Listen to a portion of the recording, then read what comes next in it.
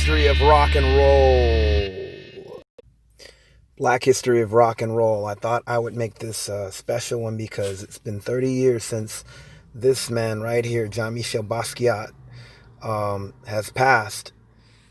He actually passed on August 12th, 1988, at 27. Very young man. Really sad that this happened. But this man, even in his short period of time, has put out a lot of great work. Now, most people know Mr. Basquiat for his art, and that's a great thing. I like a lot of his art. I even went to an exhibit in LA and just, it was really emotional for me in so many different ways, but the subject matter I'm focusing on is Mr. Basquiat and his, contribution to music. Yes. Some people are like, what? Musicians? Some people that may not know about his musical aspirations. He was a huge fan of jazz, especially bebop. And, a lot of his paintings were influenced by that too. I'm not really going to feature a lot of his paintings. I'm just going to talk about the bands that he was in. He was also in the classical as well, but one of the things that he became known for as far as being in the music was his association with punk rock and hip hop. Now, the band that he actually formed with a few really famous notables that I'm going to tell you about was his first public work, believe it or not.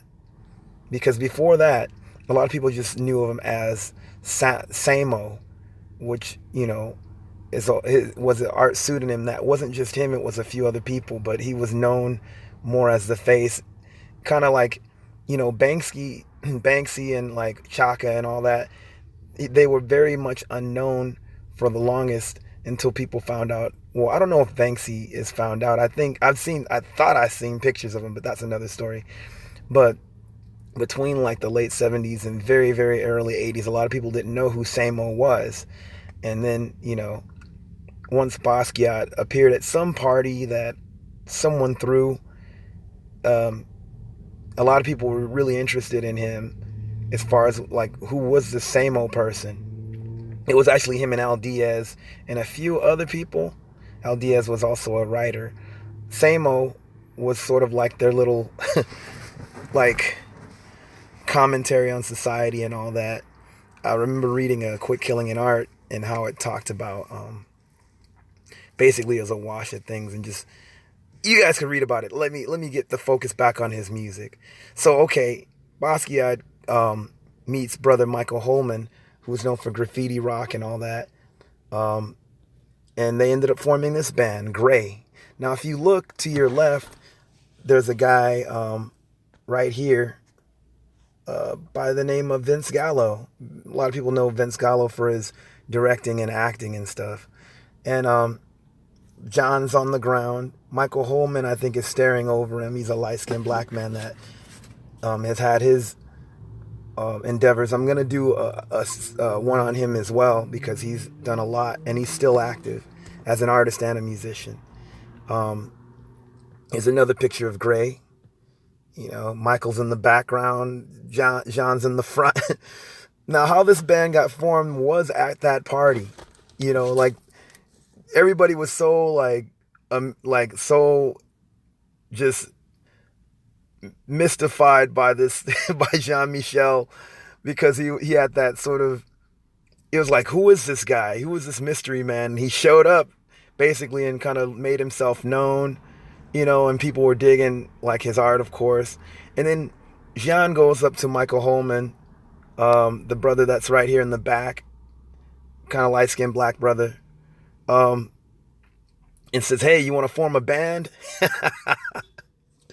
And Michael played drums. Jean-Michel played a bunch of different things, Here they are kicking it right here. Jean has this crazy looking mohawk or whatever. Michael looking all suave. The whole band looks suave, really. And they just ended up playing. That's Jean and his dad. Where is that? There's another picture I want to show you guys. That's John and Fab Five Freddy, and I'll get to him later on with that. This is Gray performing live. Now keep in mind, Jean never knew how to play any instruments. Michael claimed to not know how to play any instruments, but you listen to some of the Gray stuff, it's like, yeah, whatever. He can rock the drums, man. He was killing it. It is a great picture of Jean on the clarinet. Um, their sound, I would say, was kind of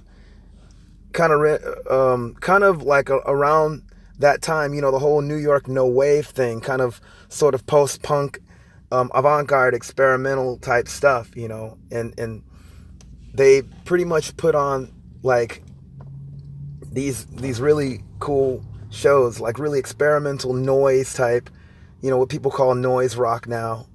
Gray, actually, Jean had a fascination with the Gray's Anatomy, and it's the reason he called this group Gray. You'll see that in a lot of Jean's paintings. He kind of like takes things from that book too. Yeah, pretty much punk rock, if anything, man. Jean himself, these guys would hang out at places like the Mud Club, and I think even CB's, but for sure the Mud Club was like one of the hangouts that they had. They're all downtowners and all that. And yeah, they all went on to do great things. Michael Holman had a show, I think the first TV show. This brother Michael Holman right here had the first TV show about hip hop. Jean himself also, both of these guys were really instrumental in a lot of hip hop. Sorry, I got a lot of Samo stuff. Jean also, if you want to check out something that kind of is referencing him in that time, even with the music and art, is Downtown 81, is a movie about basically him. It's kind of a random movie. It has some really cool bands. Tuxedo Moon's being played in that, DNA. And I forgot the name of the Japanese, oh yeah, the Plastics, the Japanese sort of new wave band, is in that movie. And I think Gray even had a few songs, but I couldn't recall it. For the longest, Gray's stuff was kind of unreleased. I don't know what the deal was. A friend of mine told me a long time ago Vince Gallo didn't want to release a lot of it. Eventually they ended up doing it, and I'm glad they did, because we get to hear what Jean's music is like. Of course, for all of you guys that see this crown, know this, please know this, Jean did this crown. A lot of people are wearing this crown and they don't know what it is. They just kind of just wear it blindly. But Jean-Michel Basquiat, that's his crown. And that was the graffiti phase too, because a lot of graffiti cats that would like do tags would call themselves graffiti kings. And so this came from that, even though he wasn't a writer, he still rocked the freaking crown. And just really talented cat. But this is his crown. Whenever you guys see this on anything, know that that is Jean-Michel's crown. It seems like everybody's just blindly wearing it, or you got these companies that are almost, it seems like they're disassociating that from him. But know that.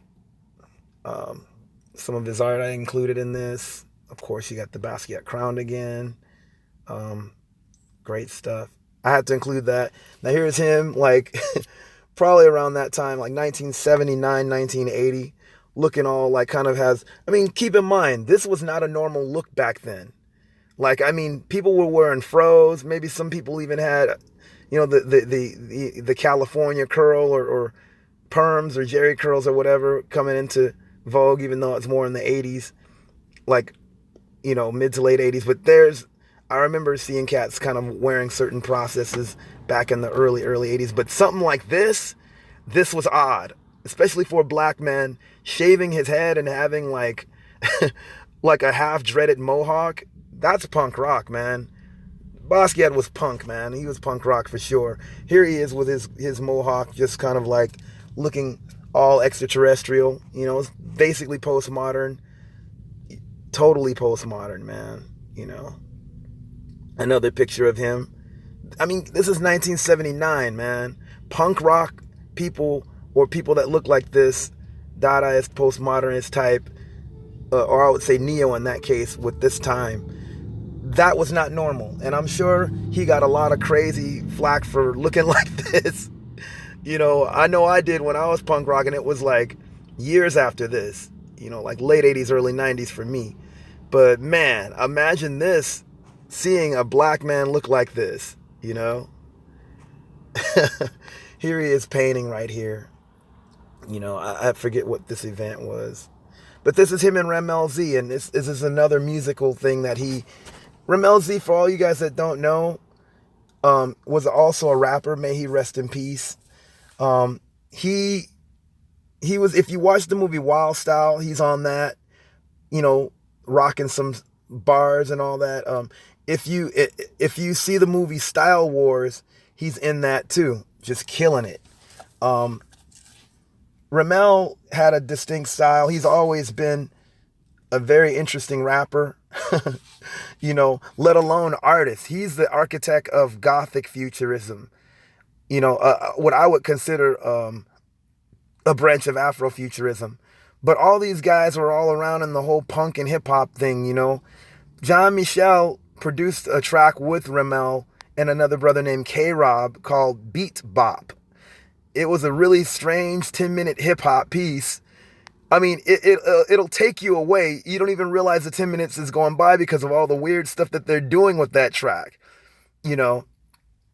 Some people regard it as the first experimental hip hop tune. For me, I have a different take on that, which I understand why they would say it, but I look at hip hop as experimental music, at least, for its beginnings. And even now, to be honest, it's just more popular experimental music. That's a whole nother conversation for me because of just the background that I come from. But yeah, Jean produced the track that Ramel rapped on. It was like, if you guys get a chance, check out Beat Bop. Jean, he's had a lot of involvement. He was like the center of a lot of different things going on then. And punk and hip hop were like cousins. They were the new wave music of that time. I know because I grew up with hip hop and punk, even as a little kid, and this was like some new stuff, man, and Jean had his hand in that as well, This is Jean with Spike Lee and, of course, Andy Warhol and brother Fab Five Freddy. Fab Five Freddy, for all that you guys that don't know who he is, was definitely instrumental. He's another Renaissance man that brought all that sort of New York new stuff into vogue in a lot of ways. He was like the center of a lot of that stuff. He himself was a writer and also a rapper and an artist too. What I mean by writer is in the graffiti context, because he got down on trains and stuff like that. And these guys all came up, like him and Jean were really good friends, and of course, most people know Fab Five Freddy from Yo MTV Raps. That's where I first saw him before I knew any of this stuff. And also, Blondie herself gave Fab Five Freddy a shout out in her song Rapture, for all you guys that don't know. But so this is Fab Five, Spike Lee, Jean Michel, and Andy Warhol. You guys know who Andy Warhol is. And Spike Lee, of course. Now, this is Jean, speaking of that shout out. This is Jean with Fab Five Freddy and Blondie in that video Rapture. Fab Five is like chilling right here. Of course, you see Deborah Harry. And Jean, he's just chilling with some weirdo. I don't know who this guy is next to him, but, that's Jean, like, chilling. And that's when she said Fab Five Freddy told me, all that. And it's funny, Fab Five Freddy's like right there. Here she is, like, talking to Jean. Actually, maybe that's the part where she said that. But yeah, he was in that video Rapture. Man, this brother, like, really put out a lot of great work, man. Of course, he's known as an artist. I just wanted to show you guys the musical side of it. He was at the center of punk, new wave, hip hop, and was totally like avant-garde when it came to certain ways of drawing, and even, the fact that he applied music to his drawings. His drawings were very musical. Definitely, you can see that influence when it came to even the way that, like, look at his paintings. I mean, again, we're talking about his music more so than his paintings on this one. But for me, he's very important to the history of black rock and roll, or black history of rock and roll. I'll put that, because we have to tell our side of that story, because it's not being told a lot, and I just wanted to honor his works and honor him, so hey, shout out, memory eternal to Jean-Michel Basquiat.